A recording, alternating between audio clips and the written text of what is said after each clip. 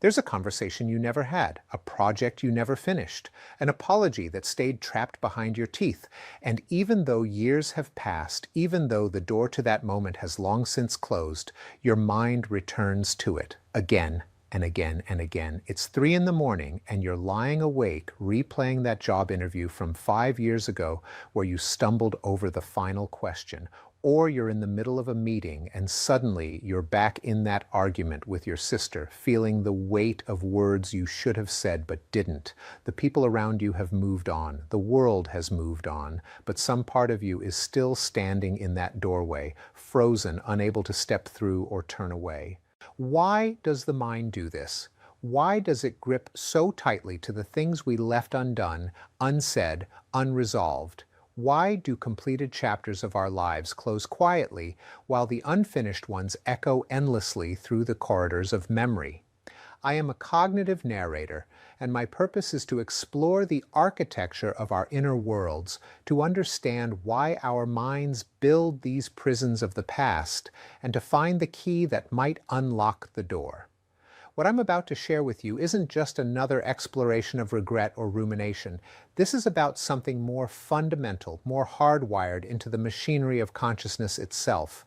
This is about a psychological phenomenon discovered nearly a century ago that explains why your brain treats unfinished business like an open wound, why incomplete moments have a gravitational pull that completed ones don't possess, and why the stories we never got to finish writing feel more real, more present than the ones we did. This is about the Zeigarnik Effect, named after the brilliant Soviet psychologist Bluma Zeigarnik, who noticed something peculiar in a Viennese cafe in the 1920s. The waiters could remember complex, unpaid orders with perfect clarity, but the moment a bill was settled, the details evaporated from their minds like morning fog. The incomplete held power. The finished faded away. But here's what makes this more than just a curiosity of memory. The Zeigarnik Effect doesn't just explain why waiters remember unpaid bills, it explains why you can't stop thinking about the relationship that ended badly, the career path you abandoned halfway, the confrontation you avoided, the dream you postponed indefinitely. Your brain has coded these moments as incomplete tasks, and incomplete tasks create a kind of cognitive tension, a mental itch that demands to be scratched. We're going to explore this together, you and I. We're going to descend into the mechanics of this phenomenon, understand why evolution designed our minds this way, and discover why some of your most persistent thoughts aren't actually about the past at all. They're about your brain's desperate attempt to close a loop that it believes is still open. And here's the insight I want you to hold on to as we begin this journey. The reason you can't let go of certain moments isn't because you're broken or weak or unable to move forward. It's because your mind is doing exactly what it was designed to do. The problem isn't the mechanism itself. The problem is that your brain doesn't know the difference between an unfinished task that can still be completed and an unfinished moment that exists only in memory.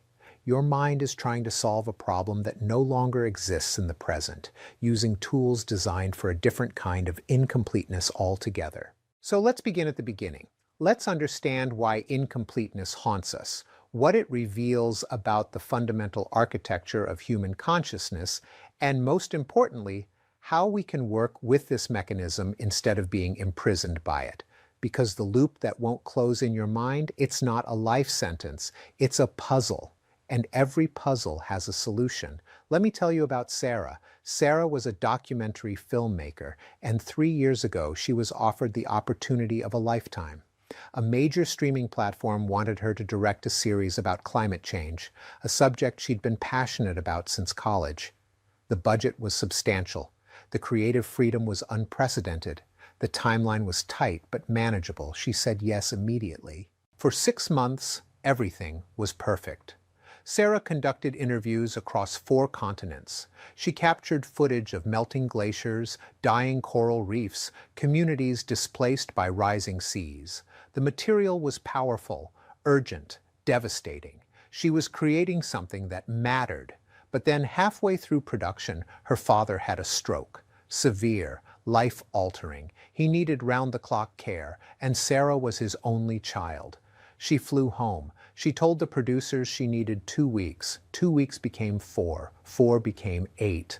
The project couldn't wait. They brought in another director to finish what she'd started. They were understanding, they were kind, they told her family came first, that there would be other opportunities. But the series aired with someone else's name in the credits, shaped by someone else's vision, telling the story she had spent half a year learning to tell. Her father recovered, slowly.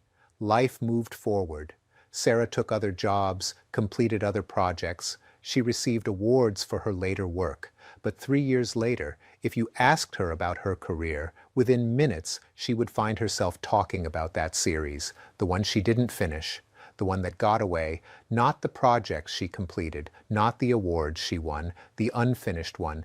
This is the Zeigarnik Effect in its purest form, and to understand why it has such power over us, we need to understand what was happening in Sarah's brain during those months of production and what continues to happen now, years later. When Sarah began that documentary project, her brain didn't just encode it as information. It encoded it as an active goal, an open task, a narrative in progress. Neuroscientifically, this created what we call a goal gradient, a motivational state where the mind dedicates cognitive resources to monitoring progress toward completion. The prefrontal cortex, the part of the brain responsible for planning and goal management, essentially kept a file marked climate documentary open and active. Under normal circumstances, when a goal is achieved, the brain receives a dopamine reward, the mental file is closed, and those cognitive resources are freed up for new tasks. The memory of the completed task is transferred from working memory to long-term storage, where it settles peacefully among all the other finished chapters of our lives. But when a goal is interrupted, especially when we've invested significant time, energy, and emotional capital into it, something different happens. The brain doesn't close the file. It can't close the file, because from the brain's perspective, the task isn't complete. The narrative isn't finished. The loop remains open. This is where the Zeigarnik effect becomes more than just a memory quirk. The interrupted task maintains what psychologists call heightened cognitive accessibility. In practical terms, this means that Sarah's brain keeps the unfinished documentary more readily available in her conscious awareness than her completed projects. The neural pathways associated with that goal remain active, more easily triggered, more likely to surface in moments of quiet reflection or even during unrelated activities. Think of your brain as a computer with too many programs running in the background. Each unfinished task is an open application, consuming processing power, even when you're not actively using it. The completed tasks have been closed and saved. The unfinished ones keep running, creating a constant low-level drain on your cognitive resources. But there's another layer to this, something even more insidious. When Sarah thinks about that documentary now, she isn't just remembering what happened. She's engaging in what cognitive psychologists call counterfactual thinking, the mental simulation of alternative realities, the endless exploration of what-if scenarios. What if her father's stroke had happened 6 months later after filming was complete? What if she'd hired a temporary caregiver instead of flying home immediately? What if the producers had been willing to wait? What if she'd made different choices, sacrificed differently, prioritized differently? Counterfactual thinking is the cognitive engine that transforms the Zeigarnik effect from a memory phenomenon into an emotional prison. The brain doesn't just remember the incomplete task. It actively generates alternative versions of reality where the task was completed. And here's the cruel irony. These alternative realities feel more vivid, more emotionally charged, more real than many of our actual memories. This happens because of how memory and imagination use the same neural networks. When Sarah imagines the documentary she could have made, her brain is using the same regions, the hippocampus, the medial prefrontal cortex, the posterior cingulate, that would be active if she were remembering something that actually happened. The simulated completion feels like a ghost memory, a parallel life she can almost touch but never quite grasp. Research by psychologist Daniel Kahneman showed that people experience more intense emotional responses to outcomes they can easily imagine being different.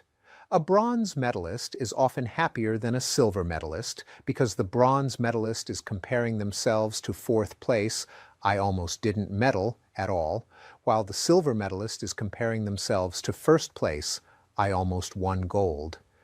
The ease of imagining an alternative outcome intensifies the emotional response to the actual outcome.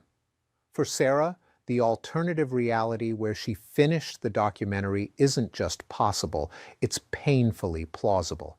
She can see exactly how it could have happened, which makes the reality of what did happen feel even more like a loss, even more like a failure, even more like unfinished business. And there's one more mechanism at work here, one that explains why Sarah's memory of this project feels so much more potent than her memories of projects she actually completed. It's called the peak end rule, and it reveals something fundamental about how we construct narrative memory. When we remember an experience, we don't remember it as a complete, accurate recording. We remember it based on two things: the peak emotional moment and how it ended. A difficult vacation with a beautiful final day will be remembered more fondly than a pleasant vacation that ended with a canceled flight. The ending has disproportionate weight in shaping our overall emotional memory of an event. But what happens when there is no ending? When the story is interrupted mid-narrative, before any conclusion, good or bad, could be reached? The brain, lacking an actual ending to encode, keeps returning to the moment of interruption, the moment of abandonment. Sarah's memory of the documentary is frozen at its peak. Those months of passionate, purposeful work, the thrill of creation, the sense of meaning and contribution. She never got to the difficult editing phase, never faced the criticism and compromise that comes with any major project.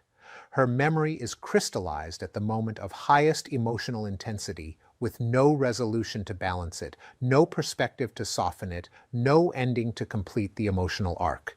She's trapped in the second act of a story that will never have a third. This is why the Zeigarnik Effect is so powerful, why it can haunt us for years or even decades. It's not just that we remember incomplete tasks better. It's that incomplete tasks remain cognitively active, trigger endless counterfactual thinking, and exist in our memory as perpetual emotional peaks with no resolution. The unfinished business isn't just a memory, it's an ongoing cognitive and emotional process, playing out in the present moment, consuming resources, generating pain, refusing to fade. Now we need to understand why this pattern persists, why the mind continues this exhausting process year after year, and why some unfinished business haunts us far more intensely than others. The answer lies in two interconnected mechanisms: cognitive dissonance and the fundamental way our brains assign meaning to our experiences.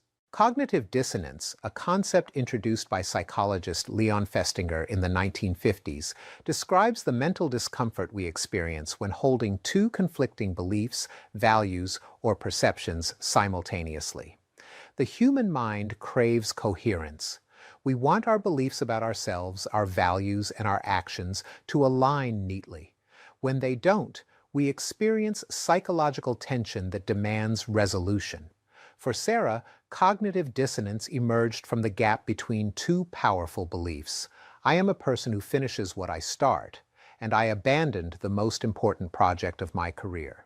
Both statements feel true. Both cannot coexist comfortably. The mind seeks to resolve this tension, to create a coherent narrative that eliminates the contradiction. When we complete a task, any task, cognitive dissonance is naturally resolved. The person we believe we are and the actions we've taken align perfectly. The mental file closes smoothly. But when a task remains unfinished, especially one tied to our identity and values, the dissonance persists. The contradiction remains active, unresolved, generating ongoing psychological discomfort. This is why not all unfinished business haunts us equally. The abandoned novel manuscript troubles us far more than the half-read book on the nightstand. The apology we never gave to someone we hurt weighs more heavily than the thank you note we forgot to send. The degree of cognitive dissonance is directly proportional to how central the unfinished task is to our sense of identity. Sarah doesn't just think of herself as a filmmaker. She thinks of herself as someone who tells important stories, who perseveres through difficulty, who makes meaningful contributions to urgent conversations. The unfinished documentary isn't just an incomplete project, it's evidence that contradicts her fundamental narrative about who she is. The mind, desperate to resolve this dissonance, keeps the experience active and accessible. It's searching for a way to rewrite the story, to find an angle that eliminates the contradiction, to discover some perspective that allows both truths to coexist without conflict. This search happens automatically, often unconsciously, and it's why Sarah's mind returns to that project during quiet moments, during similar professional situations, during any experience that activates the same identity-related neural networks. But there's another force at work here, one that explains why the emotional weight of unfinished business doesn't diminish over time the way normal memories do. It's called emotional reasoning, a cognitive pattern where we treat our feelings as evidence of truth. When we feel guilty, we assume we must be guilty. When we feel like we failed, we assume we must have failed. When we feel like something is unfinished, we assume it must remain unfinished forever. Here's what makes emotional reasoning so insidious in the context of the Zeigarnik Effect. Every time Sarah thinks about the documentary, she experiences the emotional response associated with incompletion, frustration, regret, disappointment, loss. And because she experiences these emotions so vividly, her brain interprets them as evidence that the problem still exists, that the task is still incomplete, that the wound is still fresh. It's a self-reinforcing loop. The memory triggers the emotion. The emotion reinforces the sense of incompleteness. The sense of incompleteness keeps the memory active and accessible. Round and round it goes, year after year, with no natural endpoint. Normal memories fade because we stop having strong emotional responses to them. The emotion and the memory are linked, and as one weakens, so does the other. But with unfinished business, the emotional response remains strong because the cognitive dissonance remains unresolved. We can't stop feeling the feelings because we haven't resolved the underlying contradiction. We can't resolve the contradiction because we can't change what happened. We're locked in a loop with no exit. And there's one final piece to this puzzle, one more reason why unfinished business has such devastating emotional power. It's what psychologists call the planning fallacy, our tendency to underestimate the time, cost, and difficulty of future tasks while simultaneously overestimating the impact and importance of their completion. When we imagine completing an unfinished task from the past, we don't imagine it realistically. We imagine the idealized version, the fantasy version where everything goes perfectly and the completion brings profound satisfaction and vindication. Sarah doesn't imagine finishing the documentary and then facing the normal challenges of any creative project: critical reviews, compromises with executives, audience indifference, the inevitable gap between vision and execution. She imagines the perfect version, the version that changes everything, that validates all her sacrifices, that proves she made the right choice to pursue this career in the first place. The imagined completion has become a symbol for everything she wants her life to be: meaningful, impactful, remembered. And because it exists only in imagination, it can never be diminished by reality. The documentary she didn't make will always be perfect because it was never tested against the messy complexity of the real world. This is why unfinished business haunts us with such intensity. It's not just that we remember it. It's not just that it contradicts our identity. It's that we've transformed it into a symbol of an idealized self and an idealized life that could have been. The unfinished task becomes the repository for all our hopes and dreams about who we could have been if only, if only, if only. The emotional weight isn't just about what we lost. It's about what we've decided it represents. all the potential, all the possibility, all the alternative versions of our lives that might have been better, brighter, more meaningful than the one we're actually living. And this is where the Zeigarnik Effect transcends simple memory and becomes existential. The unfinished business is haunting us, not because it's unfinished, but because we've allowed it to become the symbol of every path not taken, every choice we question, every version of ourselves we fear we abandoned. So what do we do with all of this? How do we work with a mechanism that seems designed to trap us, to hold us hostage to moments we can never change? The answer begins with understanding something fundamental about human consciousness. We are the stories we tell about our lives. This concept, known as narrative identity, suggests that we don't have a fixed, objective self. Instead, we construct our sense of identity through the narratives we create about our experiences. We are constantly authoring and revising the story of who we are, selecting certain memories as chapters, interpreting events through particular lenses, drawing connections between past experiences and present circumstances. The unfinished business that haunts you isn't just a memory. It's a chapter in your life story that you've never given an ending, and without an ending, it can't become part of the larger narrative. It remains frozen, unintegrated, separate from the flow of your life. But here's what changes everything. You don't need to complete the original task to complete the story. You need to change what the story means. Let's return to Sarah. The documentary will never be finished. That's a fact, unchangeable. But the story of the documentary, what it means, what it represents, how it fits into the larger narrative of her life, that story is still being written. And she is the author. Right now, Sarah's story goes like this. I abandoned the most important project of my career, and I will always wonder what could have been. In this version, the unfinished documentary is a symbol of failure, lost potential, a life that went off course. But what if the story went like this? I was creating something powerful when my father needed me, and I chose him.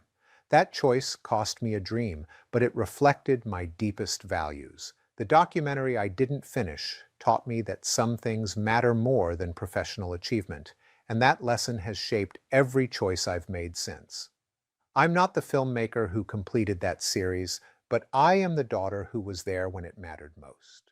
Same facts, different story, different meaning. This isn't about positive thinking or denial. It's about recognizing that the meaning we assign to events is not inherent to the events themselves. It's something we create, and if we created it, we can recreate it. The Zeigarnik Effect gives incomplete tasks heightened cognitive accessibility, but we have the power to decide what those tasks represent, what they mean in the context of our larger lives.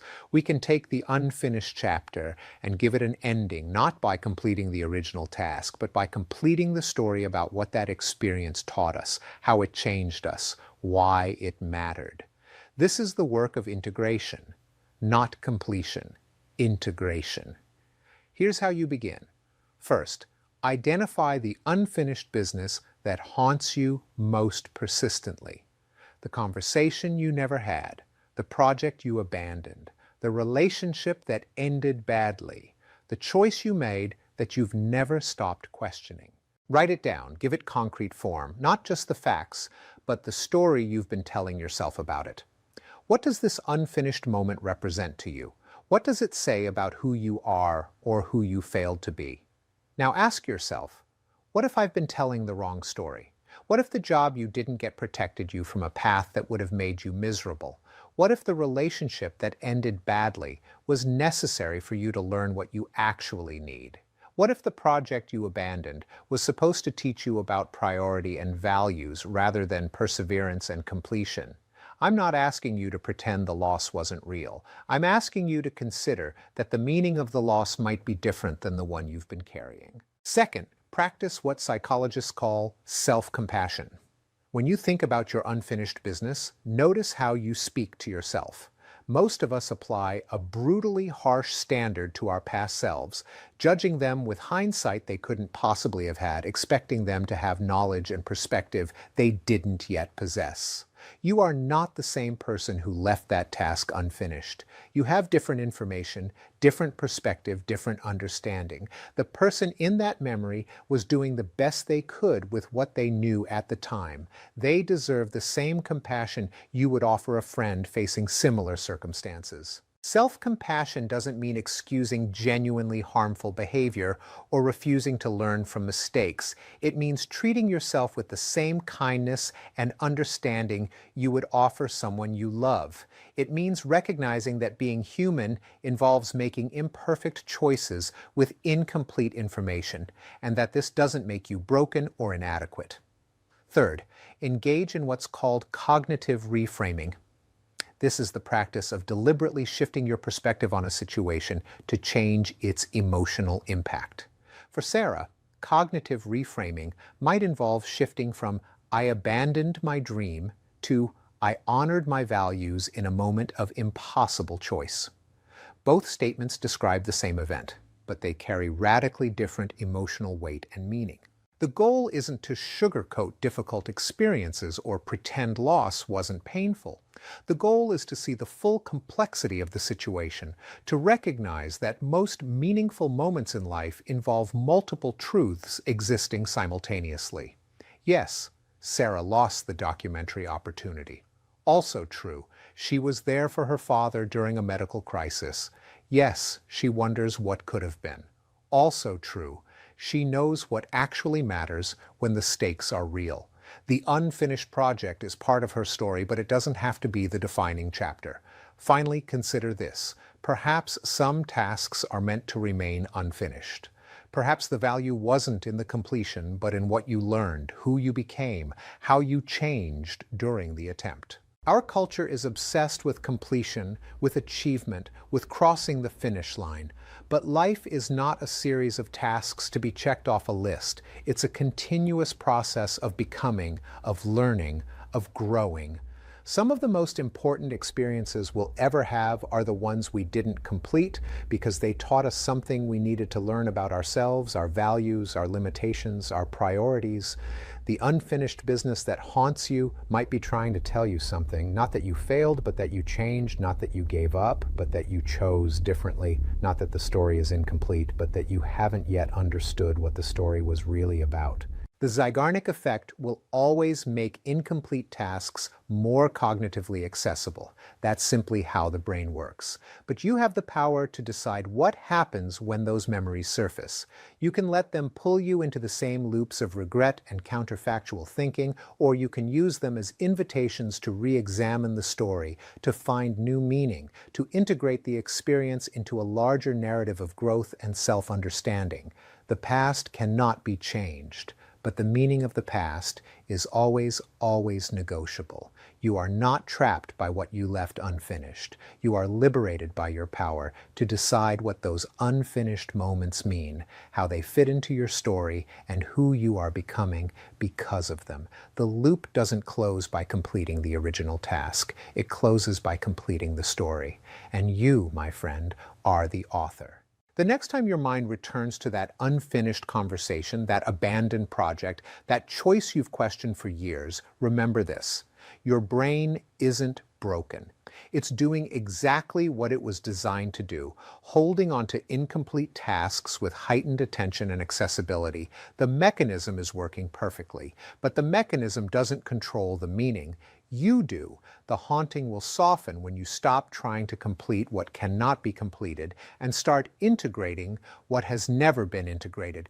When you stop judging your past self with your present knowledge and start offering them the compassion they deserved then and deserve now. When you stop asking, "What if?" and start asking, "What did this teach me? Who did I become? What does this reveal about what matters most?" The unfinished business of your past is not a sentence. It's an invitation to become the editor of your own story, to assign new meaning to old pain, to close the loop not through completion, but through understanding. And perhaps in some quiet moment ahead, you'll return to that memory one more time and find that its power has shifted. Not because you finished what you started, but because you finished the story about what it meant. That's when you'll know the loop has has closed. The ghost has been released. The unfinished business has finally found its place in the larger narrative of your life. Not as a symbol of failure or lost potential, but as evidence of your humanity, your complexity, your capacity to choose and change and grow. The story was never incomplete. You just hadn't written the ending yet. Now you have.